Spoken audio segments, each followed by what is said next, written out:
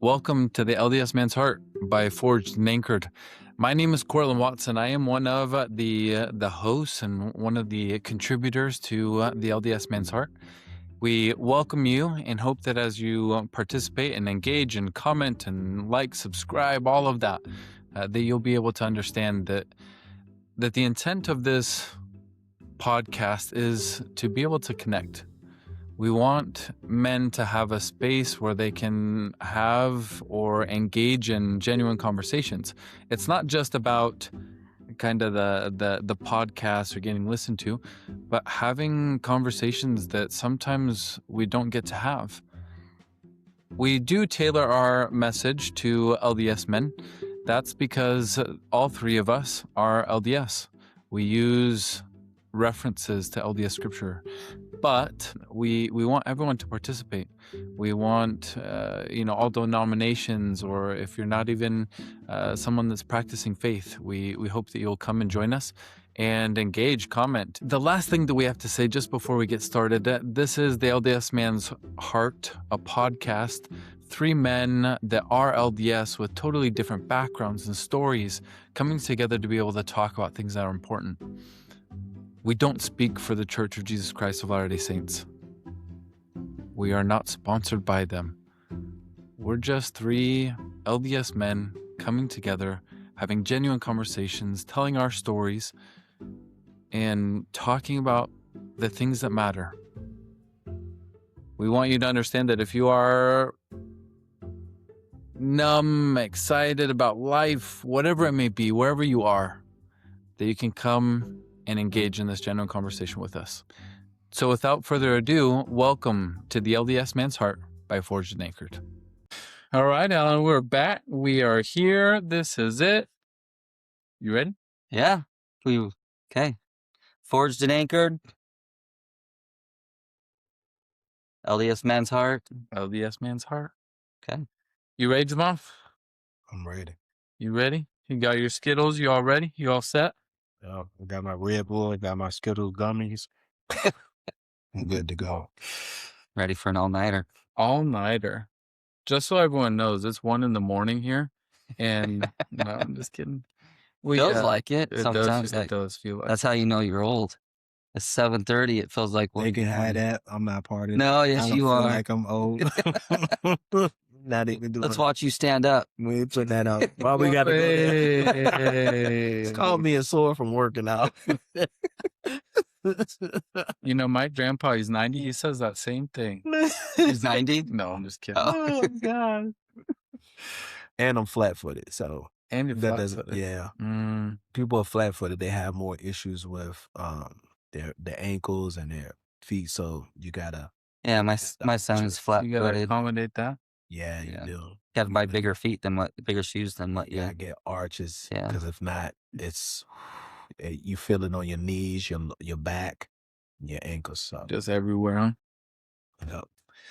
All right. Well, we're in the middle of kind of telling our stories, and the goal of this, and Alan, is you and I were kind of starting and talking about this podcast idea. The whole point is to be able to share our stories, our authentic, real stories, so that way people who are watching and listening, they have this opportunity to understand, hey, like we're not just saying that, go talk and be open, but like we're showing. We're going to do it. We're going to practice. Yep. So that's Practice the point. what we preach. Practice what you preach. So we're gonna show. We've talked about kind of the whole purpose of Forged and Anchored, the LDS Man's Heart, why we started it, the whole point, perspective, why we're doing it. Should I say why we're doing it again? No, I'm just kidding. I feel like I've repeated myself like 10 times. I mean, it's nothing wrong because you never know who come in on what episode. Yeah, So if you want to repeat it, hey, So nothing wrong with that.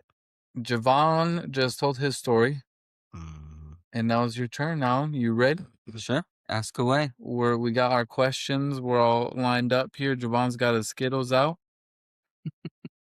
We should get a little bowl for you.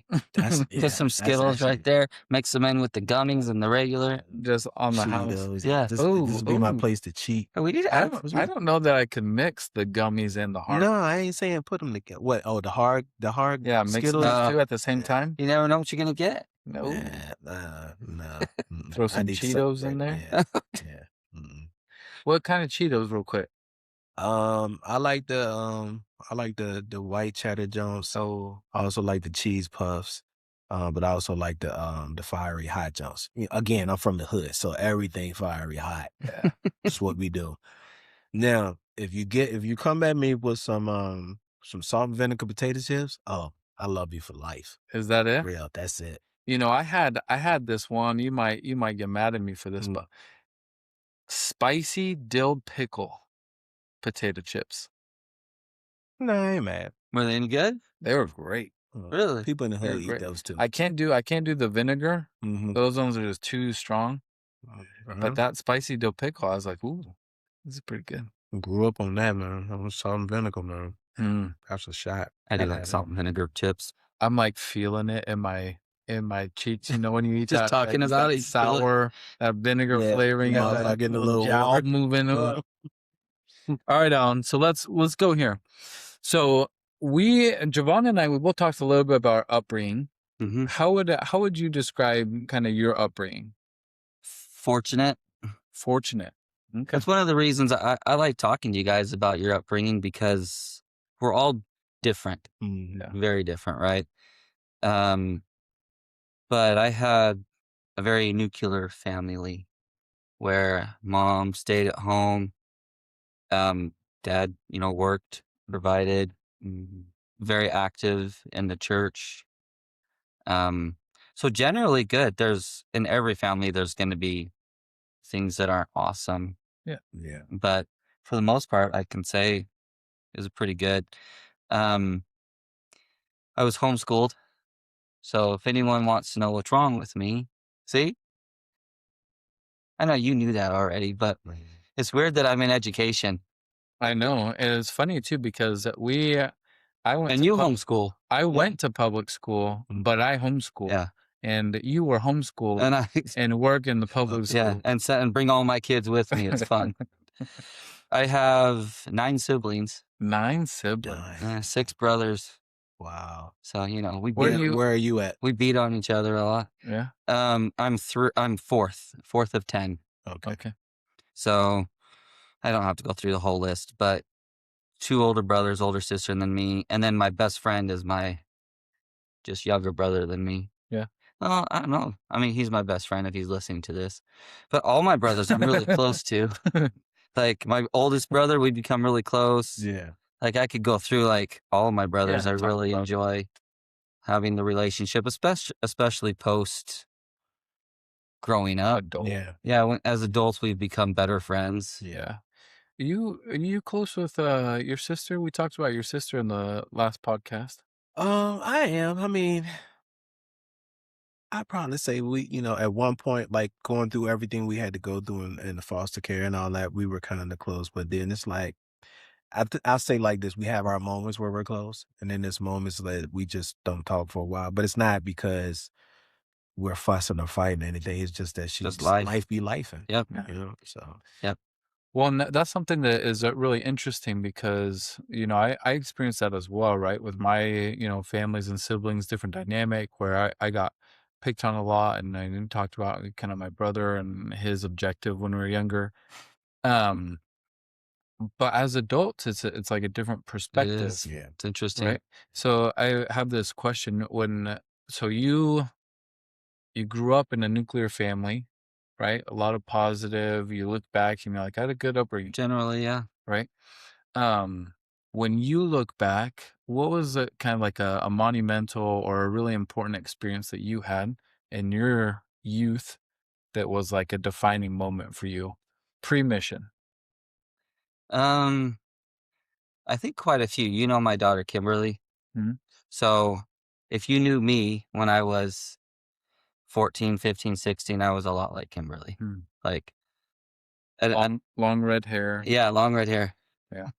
So I mean, at least I had hair then. So that was nice. I wouldn't even go in there. Man, I had a kid come up to me in church because all the kids know me from school. Right. Oh, when I was talking to you, Yeah. Tate Malin, he's like, I thought I saw that shiny thing from across the hall. And then I knew it was you. I'm like, come on. That's cool. Dude. So, yeah, it was a lot like Kimberly in an effort to grow my testimony and my relationship with God. And I think for me, that happened at a fairly young age. I remember probably at the age of 14, 15, we would do these testimony meetings with our family at home after fast and testimony meeting at church, which I always thought was a little awkward, but it's okay. It's good. Nothing wrong with sharing with your family. In fact, you should be able to. Yeah. And so I remember standing up once and saying, I don't believe it. And that was a little scary because when you grow up in a family like that, there's like this expectation. And they're not bad expectations per se, but the expectation is, hey, church is what we do. You know, missions is what we do. It's just part of the expectation. And again, I don't think there's anything wrong with that. It's just the culture of a family that is actively engaged in the church. And I think that a part of that too is that oftentimes it's never even stated that that's the expectation. Right. It's just and part that's of the what I was going to culture. ask. Was that an expectation that was stated, or was that just something you felt? I think it was somewhat stated, but definitely felt. More felt than stated. Okay. But, you know, that's what the church... So if you're paying attention to your leaders, you know, they're telling you every worthy young man needs to serve a mission. That's the expectation. Yeah.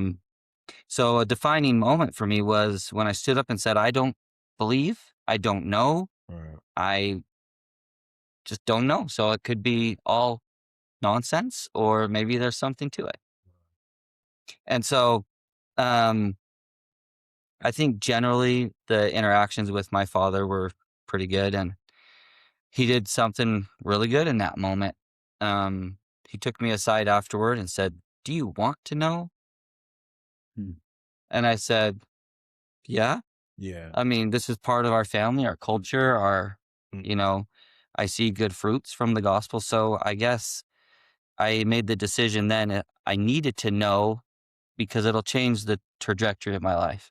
Every decision I will make will be based on whether I know or not, or whether I believe or not. Know is a strong word. We should have an episode about that. Know versus believe, actually. Be good. I have a lot of thoughts about that. But so my dad, I don't even remember what talk he gave me, but he gave me a talk to review, to listen to, and said, it's on you. Yeah. If you want to know, it's up to you. So I remember, you know, not doing serious study when you're 14, you know, you have moments of profound insights, and then most of your moments are nonsense when you're 14. A lot of moments that are nonsense. Yeah. And I remember praying and asking, is this real? Is this true? Because I came to the conclusion, like I was saying, and I was praying to God to ask this. If it's true, then the decisions I make from this point on are going to be focused on you. If it's not true, I'm not going to waste my time. Yeah. I've got all these when you're 14 or 15, you're like all these rules that feel like barriers to fun. Yeah. And I'm like, why wouldn't I do those things if I don't have a good reason not to? So that was just my logic going in and out. And so I remember kneeling down and praying one night and just thinking and pondering and trying to spend time with God. And I got an answer. And the answer was, you're an idiot. That was how my 14-year-old mind was thinking. Yeah. thinking and described the feeling. But like legit, like I've heard that before. Like God's told, like, hey, stupid, wake up. Yes, that's what it felt like. You know this is true. You know who I am. I know you. Now do something about it. You've known this already. You already know this. That was the feeling, the impression I got. I think that's just so amazing. Because even at that age, at a young age, you know that, you can feel that. Whereas in someone like me who's a convert to the church and who's actually reading the book for the first time, I'm trying to get that feeling that all you guys have felt. I even was talking to my wife about, that moment she knew. And she even told me about that moment that my mother-in-law knew when she felt out on the floor when a couple of guys were, giving her a blessing and she fell on the floor. I was like, oh, dang, she might as well have been in the black church in that moment. You know what I'm saying? Because she was like screaming and all that on the floor, Little hallelujah. But I haven't, it kind of hyped me up because I'm like, I want to know. Like everybody that's around me has felt that. Like, I need to know. But what she was telling me was like, it didn't come until now. For you, did it come like when you finished reading the Book of Mormon, or was it like? So I don't think I had finished the Book of Mormon. Right. And while I was listening to you, I thought of something that I think is really important in this.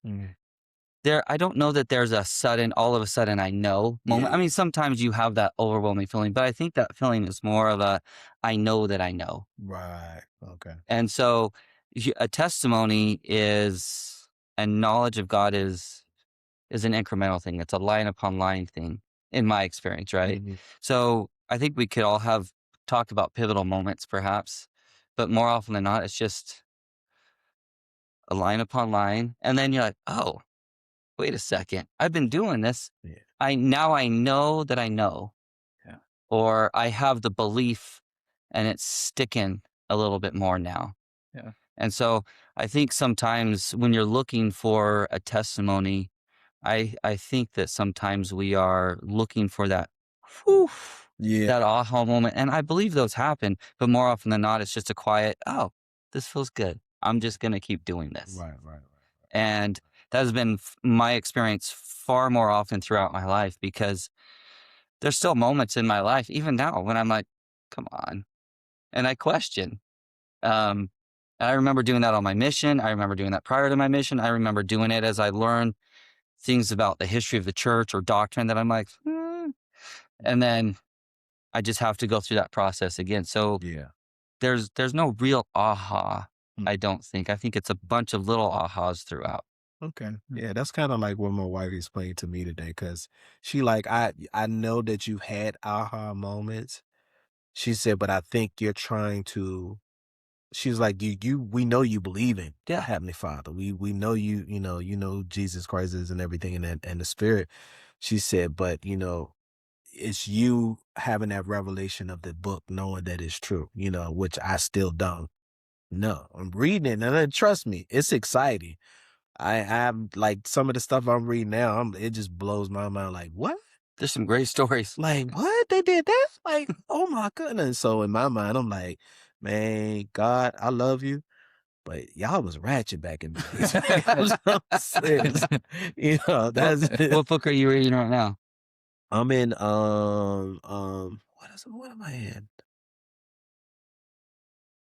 All I know is at this point. Dang, Are you in the Bible, Old Testament, New Testament? I'm actually reading the Book of Mormon, Okay. but I'm in the Old Testament. Because of Come Follow Me this year. Yeah. Well, no, I've already started. Oh, you already started? Yeah, Good. because this is my first time reading both of them. Yeah.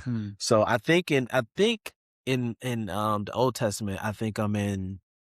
Is it Jeremiah?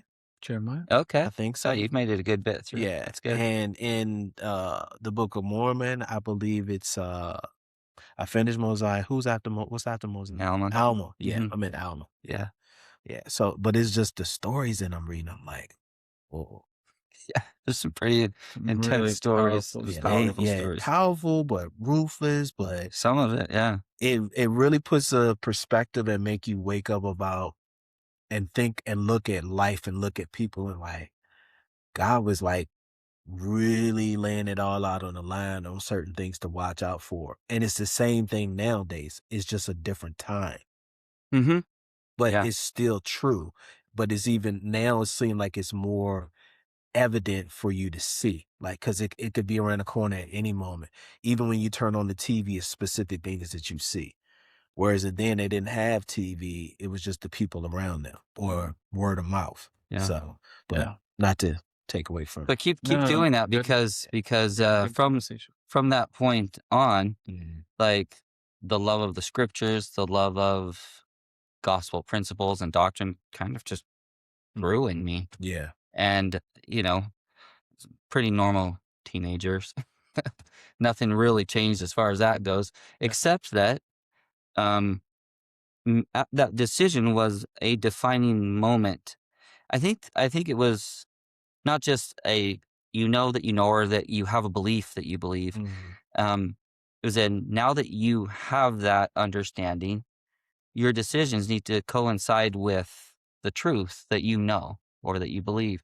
And so it changed my decisions on who I dated, who I spent time with. Oh, When my friends, I have lots of stories because I was friends with a lot of people. When they were out doing drugs, I usually was like, okay, well, you do you. yeah, You do it over there. yeah, When you're done with that, yeah, I'm happy to hang out with you, but I don't want to be a part of that. yeah. Um, or being protected. We'll talk. We'll wait till our Elder Holland episode before I tell you a story I have about Elder Holland. But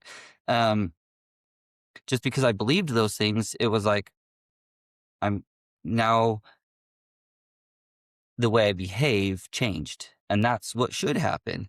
Once you believe a core set of doctrines or belief, it should change behavior. Yeah. And which is awesome. If you go back and listen to your episode and your episode, you can see that. Like as soon as you guys came to the realization, like everyone has to, Yeah. that this is the way I want to focus my life, your behavior changes Yeah. for the positive. Yeah, and I think that, it just it's the right word.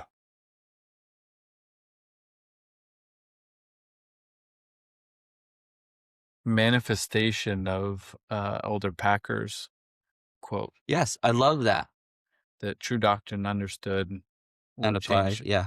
will change behavior more than the study of behavior would Yeah. change behavior. I've used that often, Right? That especially in when teaching. we understand the gospel, it really changes our lives, and we can start to change because we're seeing God in our lives, and it's powerful, and it gives us momentum.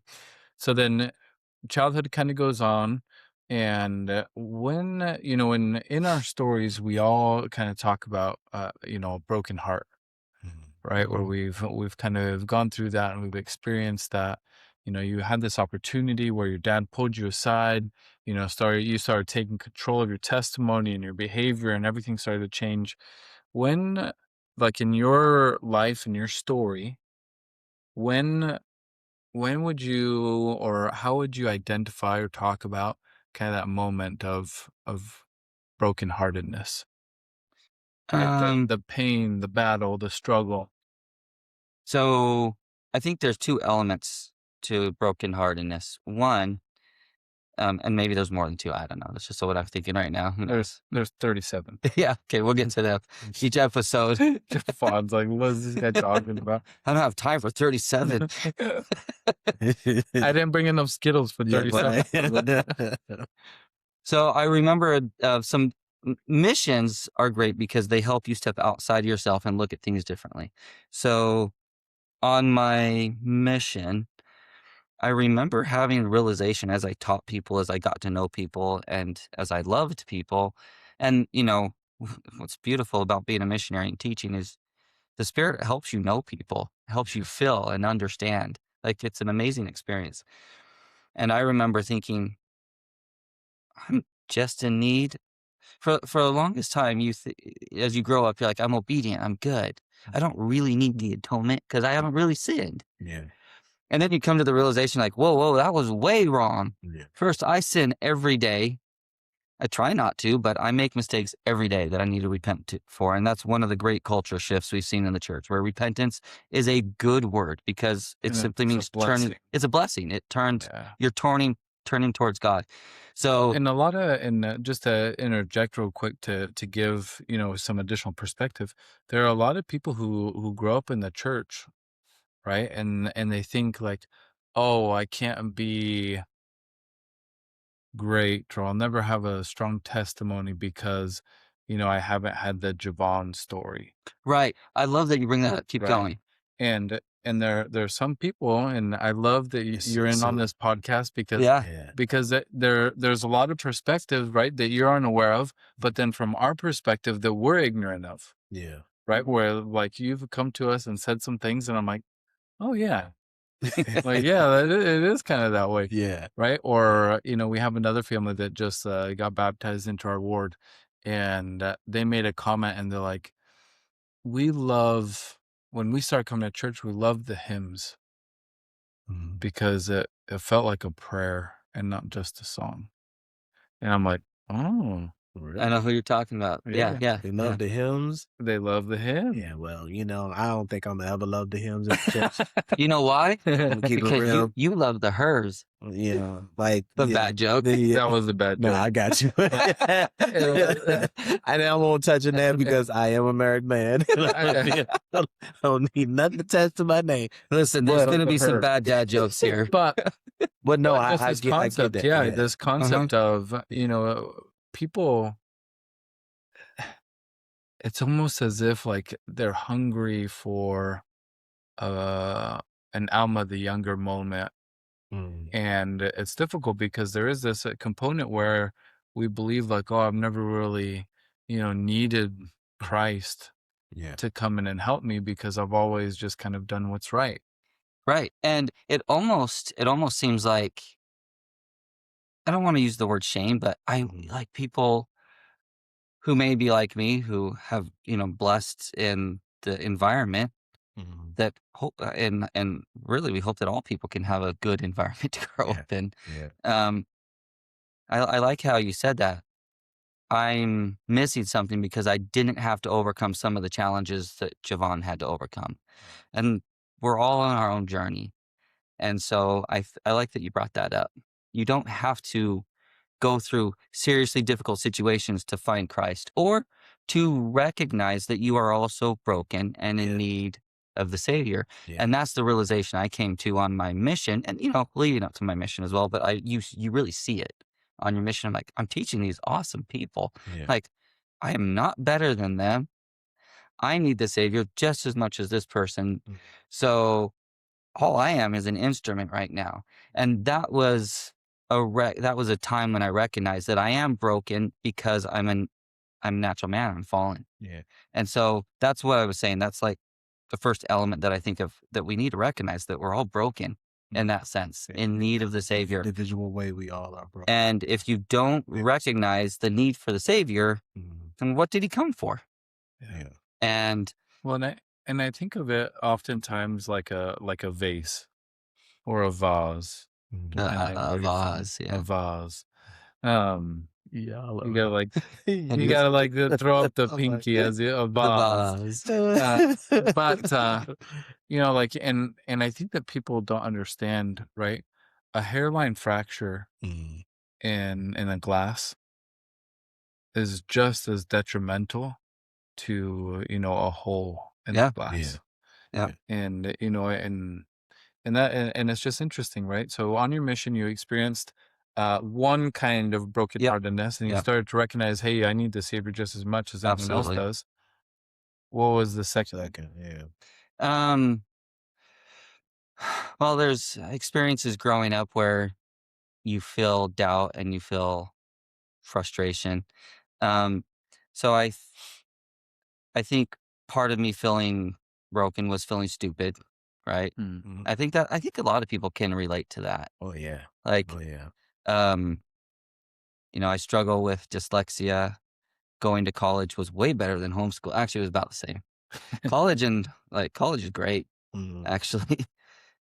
You could kind of just make your own path. I love it. I disagree with you, but I Okay. understand. I majored in English. It was hard because of my struggles, but I wanted to go to law school, so that was my trajectory. I want to dig a little bit deeper.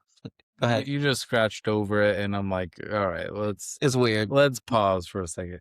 This is the psychologist in me, right? We're Oh boy. Here we go. I knew he was about to go down. He's I gonna need to charge go- us for this. Yeah. See, Do I need to lay I down? need to go get my glasses real quick. And all the questions he had to ask me out. He don't get to come back.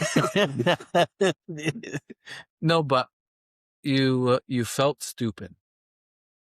Yeah. How? Why? Okay. In our lives, and let me just give a little preface. We never just believe something. Yeah. It's experiences and It's choices. experiences. It's reinforcement, Mhm. Yeah. right, of certain concepts that maybe we're told one time, Yeah, sure. in passing, like, Mhm. you mess up a word, right, when you're in first grade and you go to read, and you said, you know, I don't know, I can't even think of an example, but you read a word wrong, and then somebody laughs and like, "Oh, you're stupid." Oh, and can't read, Yep. right? Yep. But then second grade, it happens again, Mm-hmm. and third grade, and fourth grade. Yeah. So by the time you're in college, it's like, oh, I'm stupid. Stupid. Yeah. 'Cause So it's what? repeated pattern. So Yeah, I yeah, don't repeated pattern. I didn't have a whole lot of reinforcement, negative reinforcement.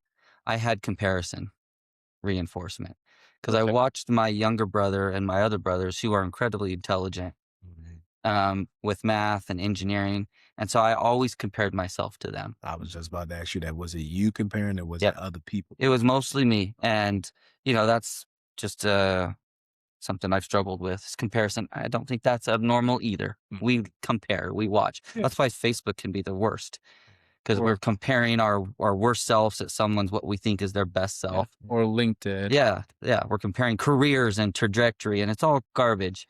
We just need to live.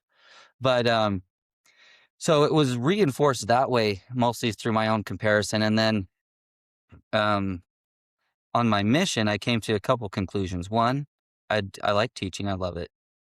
Two, I want to be a lawyer. It was a dumb decision. Luckily, I didn't follow through with that. And I wouldn't say it was a dumb decision. It was a decision Yeah, that you at the time. And I remember starting college and thinking, okay, if I want to be a lawyer, I need to understand complex documents. So most boring degree in the history of degrees, English technical writing, but pretty useful actually. And I remember also the real reason behind that. If I could get a degree in English, I wouldn't be stupid. Because when you have dyslexia and it's hard to read and it's hard to write and you do all kinds of things to mask this, because people judge your intelligence on how you communicate and how you write. They really do. If I wrote a paper and handed it to you, both be like, this guy's an idiot. Like, it's really good structure and well written and all the conventions are correct, but his spelling, what? And so Spelling's hard. it's so hard for me. It's ridiculous. And so anyway, I felt if I had that degree, I would feel smart. And then during that time, I actually switched my focus and wanted to become a seminary teacher. Got into the pre-service program, student taught for a full year in Brigham City. Had 3 classes. It was so fun. And I loved it. And got to the end of that, my pre-service instructor, good man, he said, basically, you're in. And then when all the hiring decisions came down, I wasn't. That hurt me a lot because I felt like that was what I was called to do. And from that time on, I struggled a little bit to find my place in a career. And so I get married to Robin, my wife, and go ahead. Before you go on, do you think because of that decision you were still stuck on that? And that's why trying to find different jobs you struggled? I think so. I was trying to move on, but Yeah. nothing compared to that. I wanted to just teach the gospel, and I didn't understand why that was pulled from me. Yeah. And I think I would have been good at it. I love teaching the scriptures. So I love teaching So youth. before you get into talking about your wife, let me ask you this question. What would the Alan now tell the Alan then? What advice would you give that Alan then? Just give up. Give I'm up? just kidding. No, just kidding. Throw in the towel. Throw in the towel. What After 18, it doesn't get any better. Just find a hole. Yeah, if you could go back and talk to that Alan, what advice would you give him to kind of motivate him or to help him to not be in that box where he just closes the top on and just feels like he has to be stuck in it instead of stepping outside of it? I'd probably just be authentic to what you love. Right. So it took me several years. I didn't have a bad career. I started out doing technical writing and graphic design and learned some things. And then in 2007, after I graduated from college, the economy had tanked. So I lost my 3 jobs in a year and a half.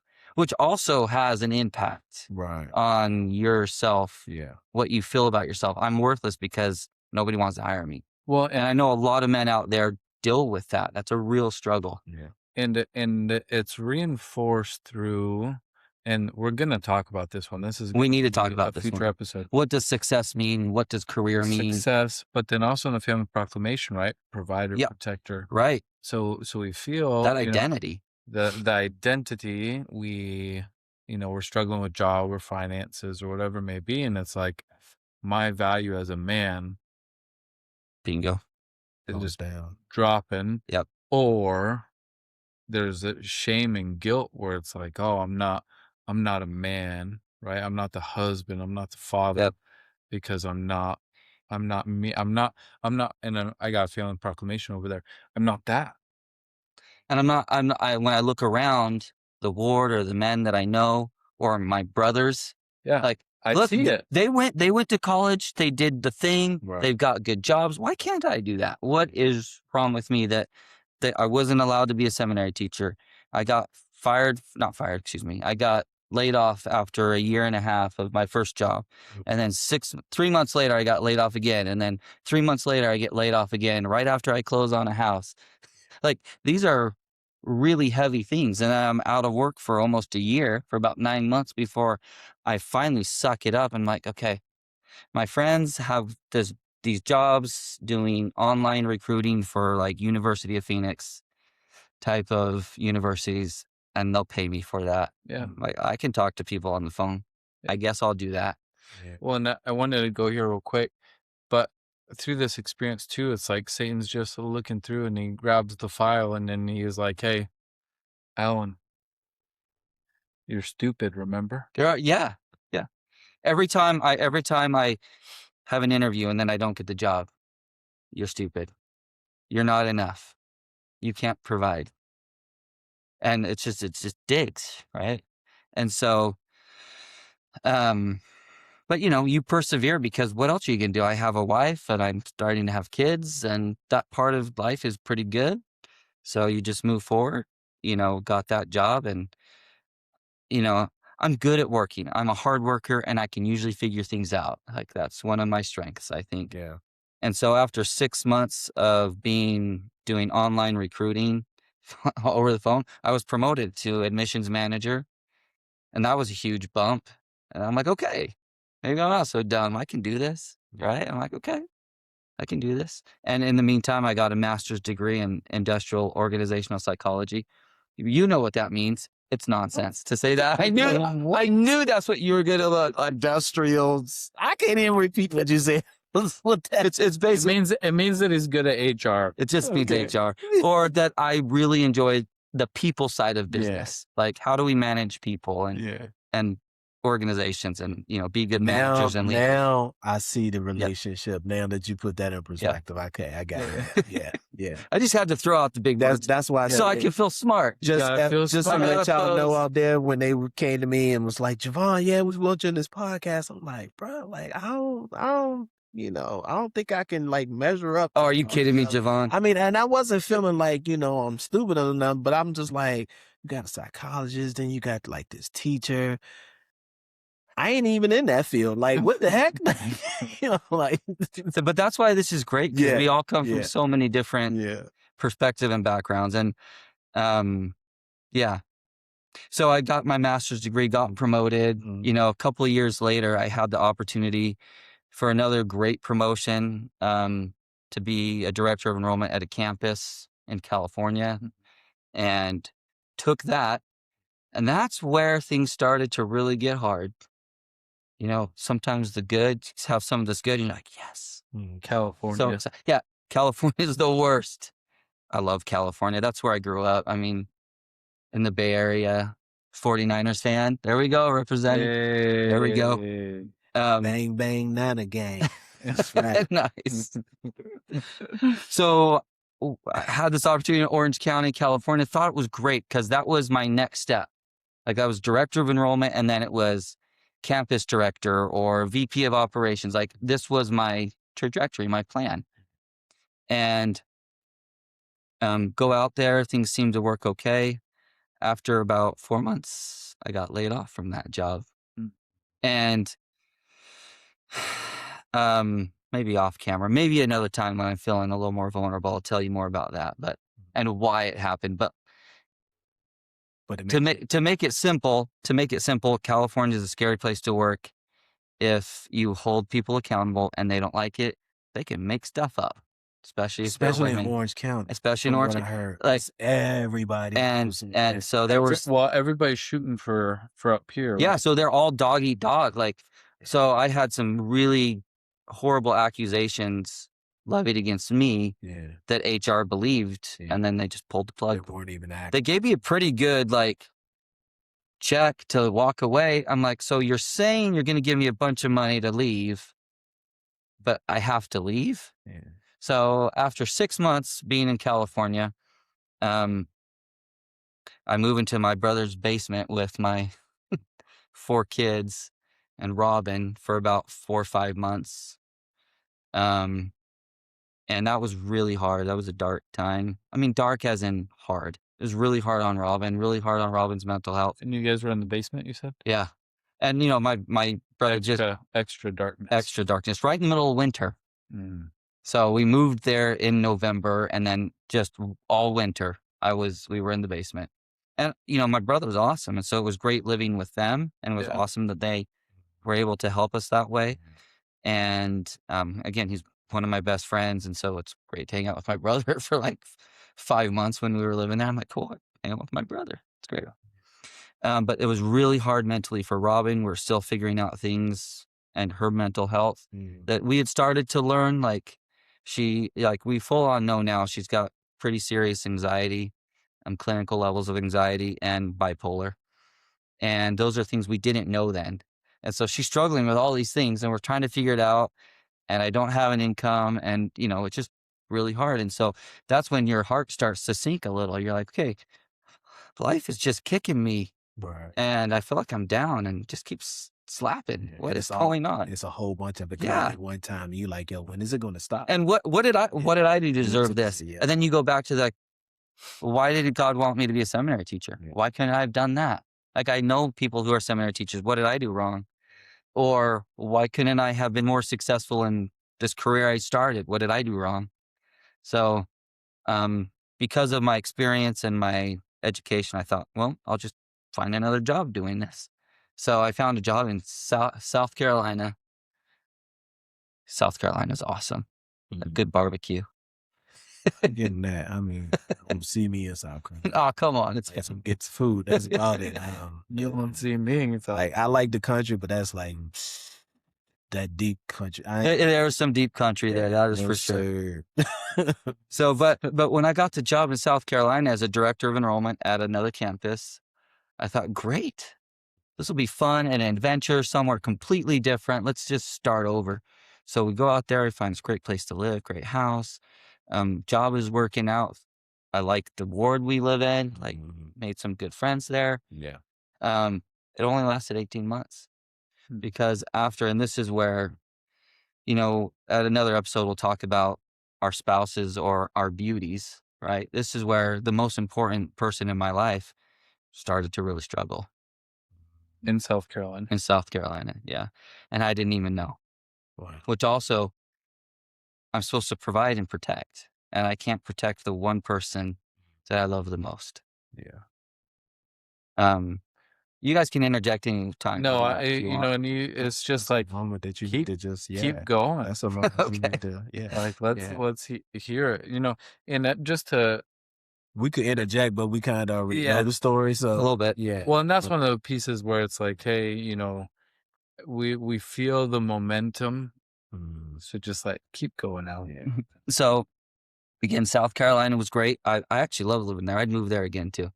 I loved that it was, you know, not super cold, bit humid, very green. Loved the trees. At that time I had a restored 1970 VW Bug.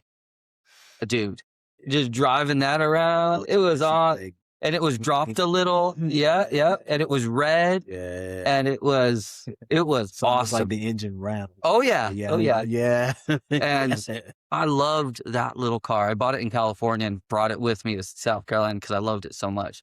And for me, when I was struggling with like healing the wounds that happened in California and trying to forgive the people that I felt had wronged me, I would just go on drives in my Bug. I just get in there and drive and just like, get it all out of my head. It was great. I want that car back. Just crank on some Black Sabbath and just let it out. Well, and I'm totally kidding. Totally kidding. For me, it was Metallica or Offspring. Like, okay. Or Rage Against the Machine, depending on, how I'm feeling that day. I was going to say some Guns N' Roses. Yes. No, totally. Yeah. Yes, absolutely. I know him that sound. Yeah. There you go. So we're there. Javon's over there like, I know what we're talking about. Yeah. I love something. Yeah. So my job is generally going well. Right. Providing for my family, we have a nice place to live. We had a little bit of land. It was fun. Lots of trees. Even a river running through the backyard that my kids and I would play in a lot. It was fun. Wow. In a cul-de-sac. It was good. And about a year in, I want to say, Robin and I, we always talking, and I knew she was struggling with, anxiety and other things. But I didn't know to what extent. Yeah. And, I think, I can't take fault for her mental health condition. That's not mine to take ownership of. But at the same time, I think without knowing it, some of the ways I behaved or what I expected of her didn't make it easier on her. And so you think in the moments because you just, I can say this because I see how that was for my wife. You just didn't understand. I did not understand. So, and I think I wanted things from Robin, and in any good relationship, you're going to talk about like, hey, these are kind of things I need. These are things you need. Let's work together. I think in doing that, I was maybe even harming or helping or making her feel like she wasn't good enough, which was not my intent at all. Like, but you just didn't know. And to think that I was hurting her while trying to help her understand my needs, that hurts me now to think that I was hurting her. So I come home one day from work, or I'm on my way home from work one day. I actually remember exactly, those moments in your life when you remember exactly what you were doing. I was at a Chamber of Commerce meeting, just meeting people, getting to know people, doing my thing. Here's who we are at the college I work for. Right. And I'm coming home from that in my little Bug, and I get a text, and it's like a long text. You had to click see more. Yeah, basically I'm like, and I'm driving and I'm reading, I'm driving, and all of a sudden I realize what I'm reading. It's basically a suicide note from Robin in a text. She can't do it anymore, and she's explaining some things. I'm so sorry, this isn't about you, this is me, and all the things that you would see in a very standard suicide note. So I just don't know what to do except drive home. She was incredibly responsible. Paid a babysitter up front. And so I get home. She had gotten money out, so I couldn't track any payment. And she was gone. And so first thing I do is I just go into the room and I actually kind of start crying and go into the fetal position and just stay there for a minute. Because what do you do? Can't find my wife, and this is the last note I got from her. And you're terrified. Oh, that's so scary. And so, can't sit there for long. So after a few minutes, I'm like, okay, what am I going to do? So I call my mother-in-law. She's great.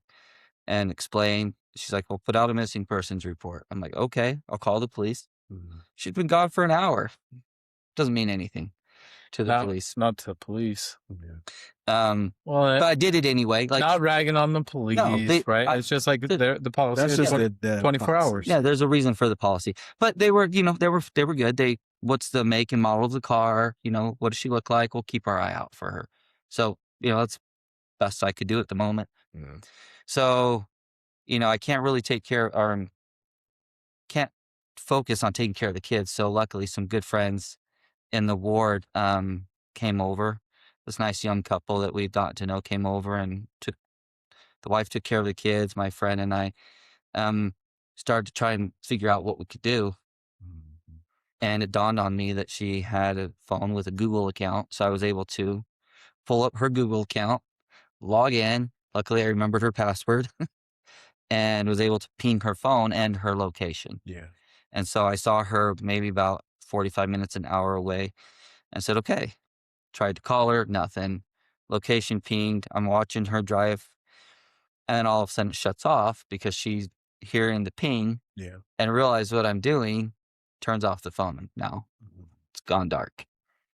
So we're talking about hours now that she's gone. Well, and then there's a spark of hope Mhm. that immediately Gone. diminishes. Yeah. Yeah.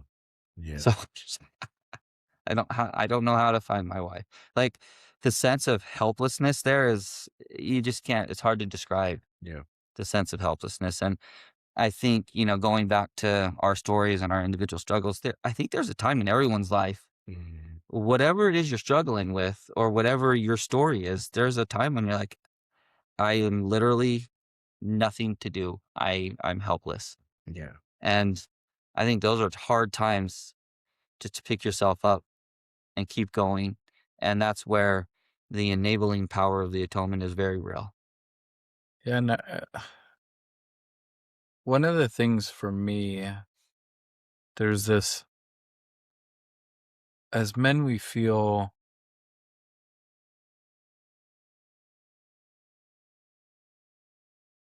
we're told, man up, Yeah. show up, try harder, work harder. Right. And then there's those moments like you're talking about. It's like, I've done all of that already and I have nothing how? left to give. How? Yeah. How? Right? So now what? So I went to the police station with my buddy and we're still checking things out. She's been gone a long time now. Okay. We're going to keep an eye out. Probably about 9 o'clock at night, I go back home and I'm like, well, I don't know what to do except I'll check again, check Google, Try to ping. see if we can find her. And luckily I log in and see her in a specific location or her phone pings from a hotel. Mhm. And so I'm like, she must be there. I'm hoping. So I called the police, let them know that that's where she is, and they took me seriously, luckily, because of the suicide letter. Like it's something to take seriously. Yeah. And so I showed up a little bit before the police at the hotel. I go in and I asked the lady at the front desk, hey, my wife's here somewhere. Mhm. Can you tell me her room number? And she said, no. I'm like, she's my wife. Yeah. She's like, yeah, but she told me that she's trying to leave you because you're abusive. Can't win. Yeah. Girl, why are you making this hard? Yeah. And then I'm like, okay, please come in. They can do their thing. They went in and took her out of the room. And I was standing back and just Yeah. do your thing, police. Let's take care of it. I go in the room and, get her stuff. She had the pills, the bottle she was ready to take. I don't know what kind of pill she was going to take, but too much of almost any pill Yeah. will really knock you out. I'm guessing not Flintstones gummies. Nope. And luckily, I mean, they took her to the hospital. Mhm. And I didn't see her till the next morning when I think she was on a 24-hour watch. Yeah. Suicide watch. Yeah. Yeah. And then, I know. I had that happen to me. So yeah, scary. yeah. And she was very scared, mad. Oh, so angry with me. I believe she was. So angry. Because you took away in that moment, you took away that Her that escape. feeling, her escape. Yeah, she wanted relief Yeah. from her pain, Yeah. and I took it away. Yeah. And so my mother-in-law flew out, and after 24 hours and maybe a little bit more, and seeing the psychiatrist at the hospital or the mental health professional, I took her home, and we had some real serious conversations. Yeah. And I wish I could say that was it. Yeah. Like, oh, now we can get better and move on with life. Yeah. It's just the beginning. Yeah. It doesn't go away. No. Now it's about trying to manage it. Yes. You still, even in that moment, you still didn't understand it. Oh, So and so she still thought that mostly it was anxiety. So she was taking, I mean, the different SSRIs that will help with anxiety, but won't help with bipolar. yeah. So even in that moment, she still didn't. We didn't understand quite it. understand. Diagnosing bipolar is difficult, to be fair, Yeah. Yeah. because there's a lot of things that it could be Yeah. until you realize that, oh, okay, this is a real problem where you have the real ups and downs that bipolar brings. Yeah. Well, it's like autism, right? Autism, there's such a high. He smiled because he was going to say autism. He didn't. Yeah. I like. Well, I was gonna smile could I because say I this wasn't gonna go gently? there, but Yeah. it's like autism, right? Where autism, there's so many things to it, Yeah. and then there's a word called comorbidity, right? Where that means that you have multiple things occurring, multiple diagnoses. Yeah. And, the prevalence of autism and ADHD together is super high, Yep. One of my girls. right? Yep. And And ODD. And then ODD is also very, very common to have all those together, right? And then with bipolar and with anxiety and with Yeah, it's depression, common to have it all together. well, it's common to have it all together, but at the same time, it makes it hard to tease it apart, right? Yes. Is it the egg or the chicken, right? Is it autism with ADHD or is it ADHD with autism? Is it so it is really difficult, but through that whole process, it's you're trying to figure it out for her. Yeah. But you're trying to figure it out for you. Yep. And how do I take care of my family at the same time? Yeah. And she's pregnant at this time. She didn't know she was pregnant. Wow. When she was going to make that decision. I want to make that. So not only the nail in the coffin, just keep going. Like, yeah. So after about 3 more months of living, maybe after a month later, I'm just like, I don't know what to do. I mean, I went back to work, trying to get back to life. She's seeing a therapist, seeing a psychiatrist, trying to figure things out. Yeah. But just always in the back of your head, it's I'm like terrified to even go to work. Yeah. Like, dude, what? So I remember this moment too. I'm standing at the kitchen that I had just remodeled. I remodeled the house that we had moved into. And I'm thinking, what do I do, God? Like, where are you? What do I do? And the thought came clear as day, go back to Maricopa, Arizona. Wow. That's where we were before California. We were living in Maricopa, Arizona, before that opportunity in California. And I did not want to go back to Maricopa. I'm like, I mean, Maricopa's fine. Love Maricopa, but it wasn't my thing. So I'm like, but it was clear, go back primarily because my in-laws were here. So I quit my job. The next day I go in, I said, I got to resign. Help. Yep. Yeah. I need to resign. Resign. And I need to sell my bug. That broke my heart. See, yes. Because I needed. I was like, maybe he left the bug with. I was thinking earlier when you said, I was like, maybe he left the bug with his brother or something like that. But you had to sell. I had to sell it to get moving costs. Oh Lord Jesus. To get back to Arizona. That one hurt. It did. It hurt. Ooh. Yeah. That was your baby too. Your other baby. Yes. So Alan, I kind of feel like we're going that, that there's been this kind of steady, like is trying to figure everything out.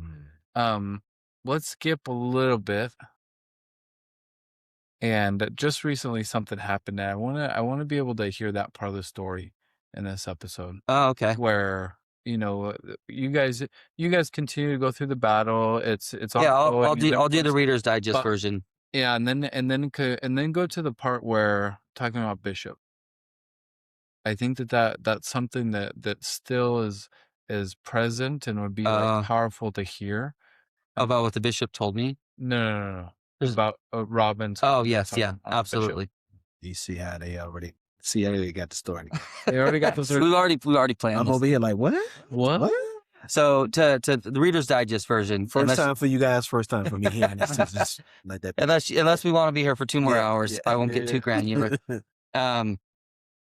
We move home. It's 6 months of really hard recovery. with Robin, and I didn't have a job for 6 months. We had Sabrina, who's amazing. Mm. Robin went through a lot of huge challenges then. We start to figure out that the bipolar is really the problem. Um, Man, hold on a minute. Actually, one thing down this. In that moment when with the 6 months after having Sabrina, did she suffer from postpartum depression?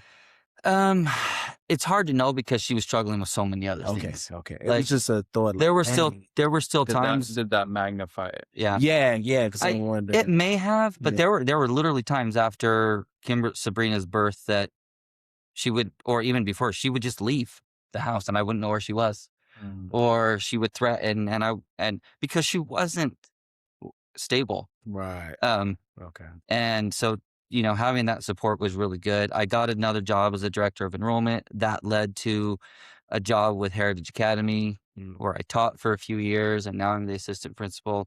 And I have loved that job. I returned to what I loved after 15 years of trying to figure out. So this is a side story of the career. I remember going into work one day and Side thinking, quest. yeah, I remember thinking, I think I need to find another job. And as I'm looking and pondering this opportunity came, and it was a huge pay cut. But I'm like, why did I love teaching? And I thought to myself, I don't think it matters the subject. I just like teaching. Like, where do I have skill? English. All right, I'll be an English teacher. Had the opportunity to get in there, and it was awesome. So that part, The Dungeons and Dragons teacher, that job was taken, huh? that's right. Okay. And so this trajectory of my career had changed, Yeah. and I'm really happy where I am now. And so we all go through those ups and downs. Um, so there's a few different experiences, I think, if it's okay, that I share about Oh, Robin. yeah. I just wanted to get to, like, Yes. this all started years ago, Mhm. many moons, Yeah. And it's still a battle. right? But I wanted to get to him, right? Because Javon, right, there's, with his story, it's like, all these crazy things happening. And now, we're at this point where, raising his daughters, right? Him and Michael, that they're working and they're still battling and they're fighting and they're, becoming champions, right? Mhm. Simone and I, I've had my journey, and there's this component where now we're turning this page and we're taking this next step. But there's not saying that you're any lower, right? But like you're still in it, Yeah. right? And it's a little bit different because we're coming out on the other side, Javon and I feel like. Too assumption, too generalized. Yeah, I think I'm Clarify, I think I'm yeah. still I know Wayne will think I know Yeah. I'm still in mine because again, I'm dealing with 2 girls who have autism along with other things.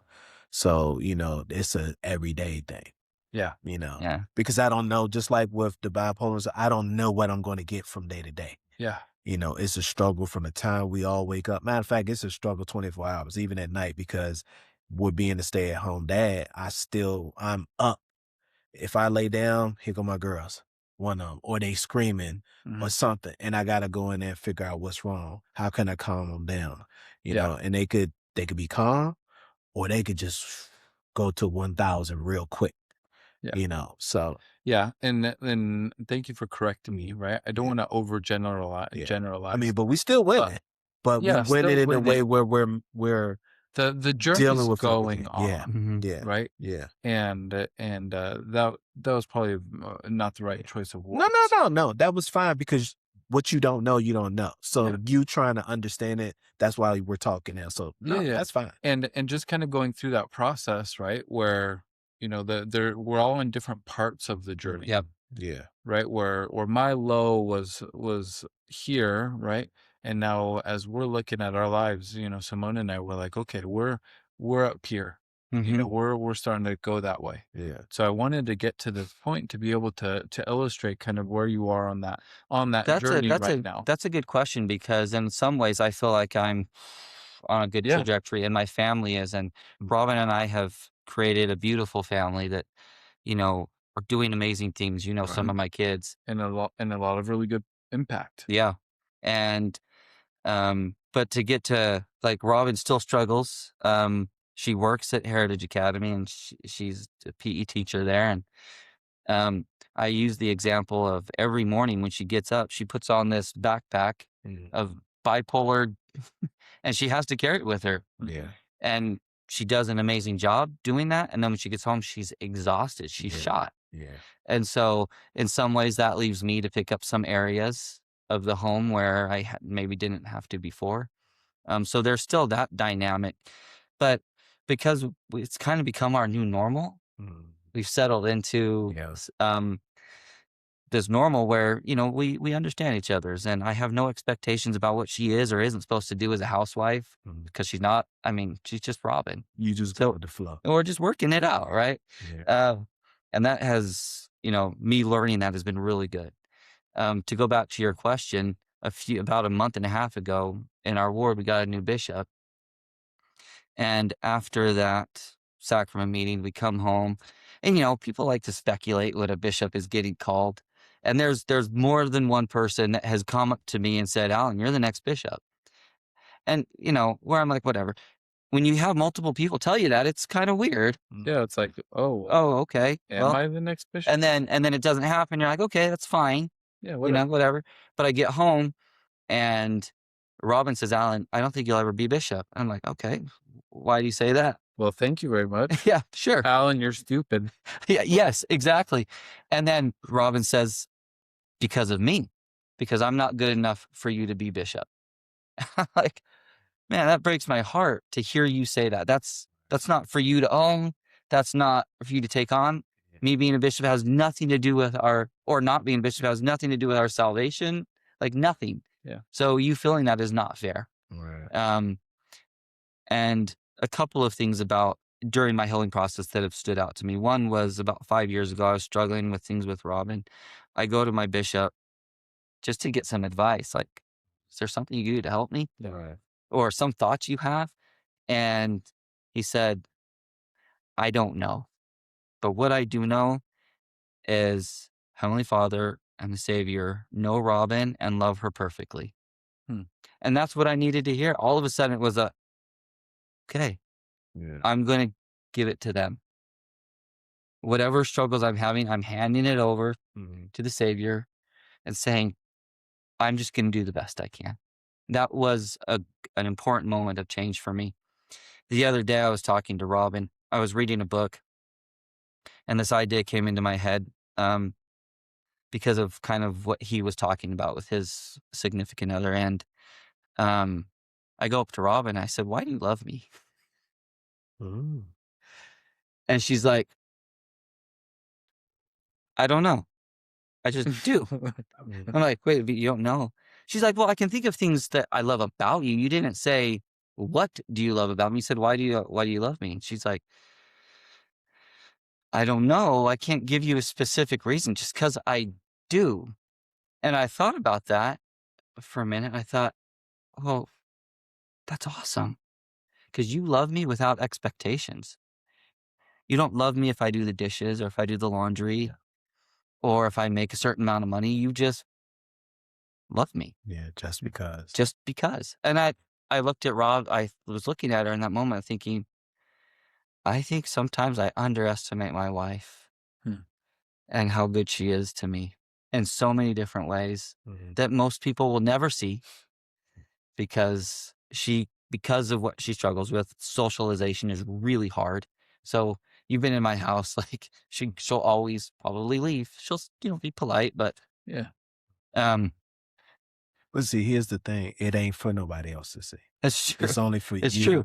But I want people to know that are listening to this that it's been a journey. Robin's journey in mental health is struggle. She's written books on it. Yeah. And she's a talented writer. But my journey to recognize and understand who she is has been really powerful for me. And some of those, and maybe it's just getting age and calming down and seeing things from a long perspective. But I also was talking to my daughter who's on mission in Hawaii Lahie Temple serving mission.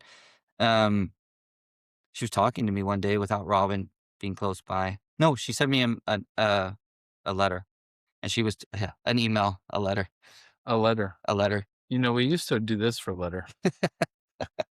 That's right. That's that teacher psycho. And she said, No clue. so the example that Robin has set, because right now she has a really hard time feeling the Spirit. Right. I don't know if she even what her testimony is. Yeah. I'm letting her go down that journey. Yeah. But my daughter recognizes that even though it's been hard for Robin, she has always tried consistently to help our family live the gospel, go to church, teach the gospel, do those things.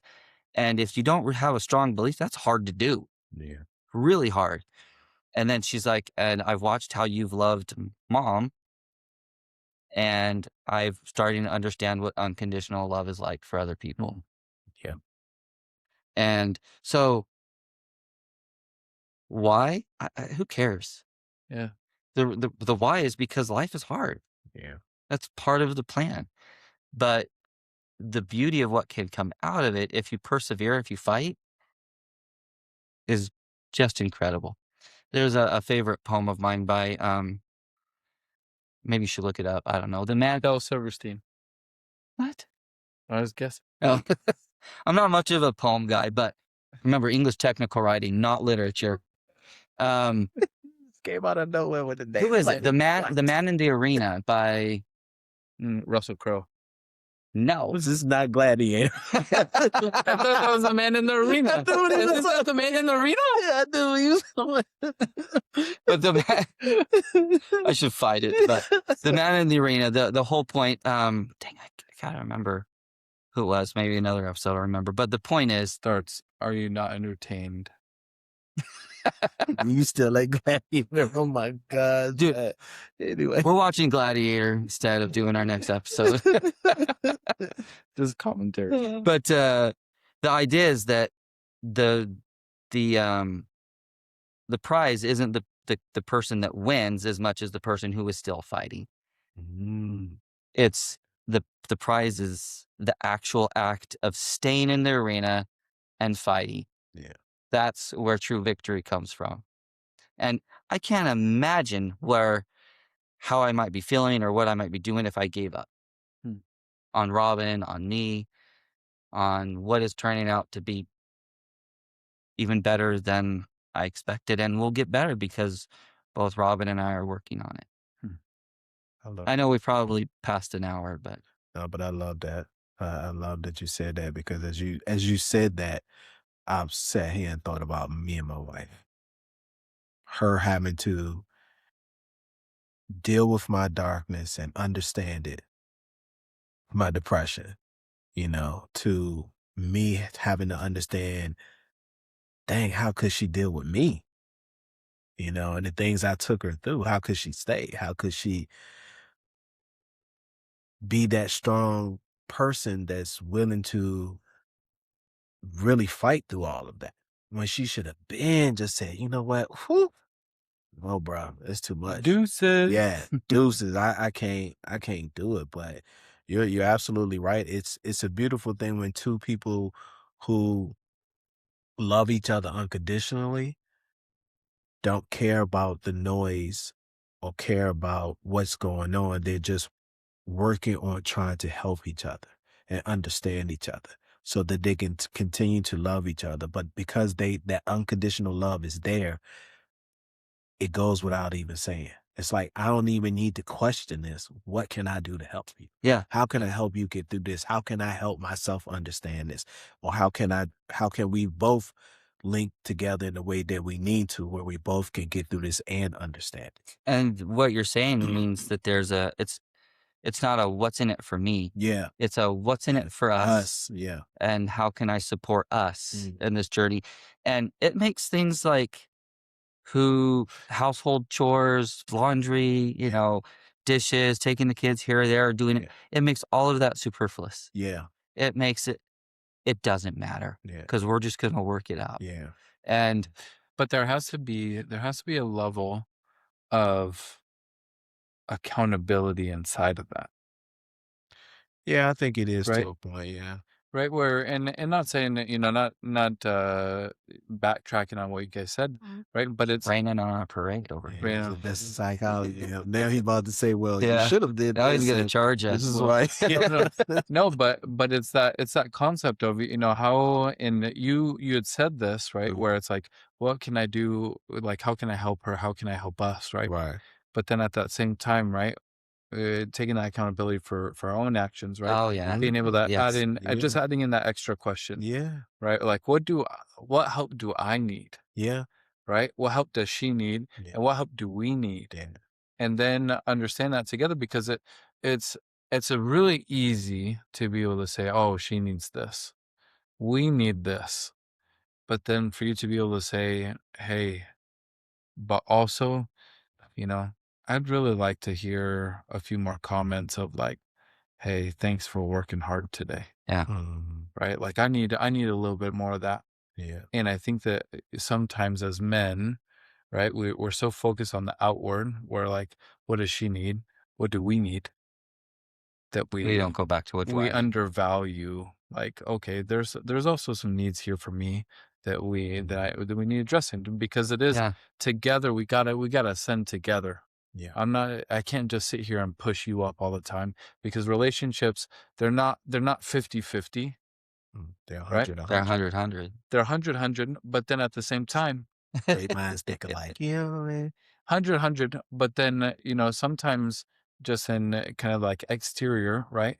It's she's lifting the weight right now. Right. Yeah. It does And change. The I'm lifting dynamic the weight. changes. We're Yeah. still at 100, but Yeah. she's lifting, I'm lifting. Sometimes we're both on fire, we're Yeah. both lifting. Mhm. Sometimes neither of us are lifting. Yeah. And and it's just that concept of taking that and roll with that into it, right? Well, and just to maybe close off this episode is part of the goal of Forged and Anchored of Men's Heart, LDS Men's Heart, Adjustments hurt. is this idea that there's this need that we often repress to connect with other men.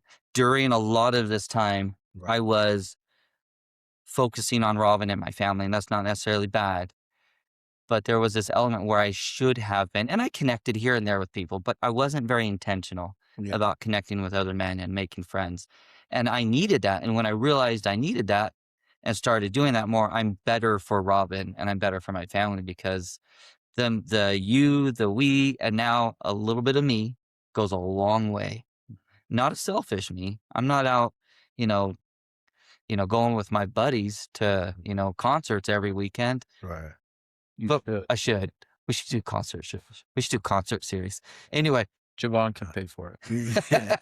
I'll pay for it, but it depends on what the concert is. So I'm just gonna let you know now. Country. Not gonna happen. Well, you know what? I actually might do that because a friend of mine told me, "Yo, you really need to go to a country." So I'm in. I'm in. I'm in. So, I love this conversation we've had. This is the type of, and the ones we've had prior, like Yeah. real conversations where life just throws crap at you sometimes. Yeah. And, Yeah, and that's a soapbox that that I want to get on eventually. yeah. It's just life. Yeah. It's not God punishing us. No. Just sometimes We think it is, but it's not. It has Yeah. nothing to do with God. It's really internally ourselves. But what's We gotta beautiful, also let God in. yeah, and when you let God in, Yeah. that's when whatever the struggle is, Yeah. he can make something beautiful. It becomes a little bit lighter. Yes.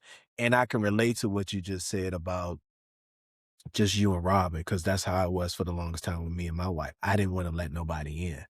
But once I had to go through my repentance process and really started talking about it, I really started like owning everything. And I started just telling guys my story, like Mhm. free willingly telling them. They looking at me like, what? And, but it just, now it's like, boom, turning on the faucet, the water runs. It floats out just like that. Can't But I'm stop. finding it like when people hear my story, I don't even think about judgment or if they're going to judge me. And I really don't even care, because at this point, bro, there's nothing you can do or say to me that's going, after everything I've gone through, what can you say to me? Really? Like, so, but it's refreshing because you build relationships. and then you have other like-minded men around you that are also went through struggle and things, and it makes it a little bit more easier for them to be able to say, "Oh my gosh, well, let me tell you what happened. This is what was happening with me." It helps them to open up, in a moment where they actually need. It's like God has you. It's almost like God is preparing you for specific people to basically be a missionary, to be able to present certain things to help others out in a way that you Yep. never thought that you Yep. could. That's how I. Yeah, Yeah. 100%. And sometimes it's not like Alma and the Sons of Mosiah, Mhm. right? It's not going to be, an entire population of people, Yeah. That's Yeah. but your daughters, right. Yes. Yes. Yeah. or your Yeah. sons, And your spouse, even, your and spouse, the people you serve in your church or community. yeah, love that, Jabon. Yeah. All right, Jabon, wrap us up, Yeah. man. Let's close this out. And on that note, we hope you enjoyed the episode. Like, subscribe, let us know what you think about it. Be very raw, transparent, because we can take it. Of Yeah. course we can. Yeah. But we hope you enjoyed it, and tune into the next episode. All right. Deuces. We hope that you enjoyed that podcast. We hope you enjoyed the episode. As Javon closed us out there, he does it with passion. He does it with excitement. We hope that you will like, subscribe, comment, engage with us, so that way we can have genuine conversations about the things that matter, what stood out in the podcast and our episodes. These are all unscripted. They're raw. They're genuine, and we hope that as you participate, that you'll be able to have that same approach. We invite you to join us in our free community where we are connecting LDS men in one space to be able to have these conversations, to be able to talk, to be able to connect. And you can find us on School. So if you go to school.com, SKOOL.com, /the LDS Man's Heart, you'll be able to join, submit your questions, and then come participate with us in that community. Again, we're so thankful that you're here with us, that you participated, that you heard us, that you listened to us. We hope that we can engage in the future. This is The LDS Man's Heart by Forged and Anchored.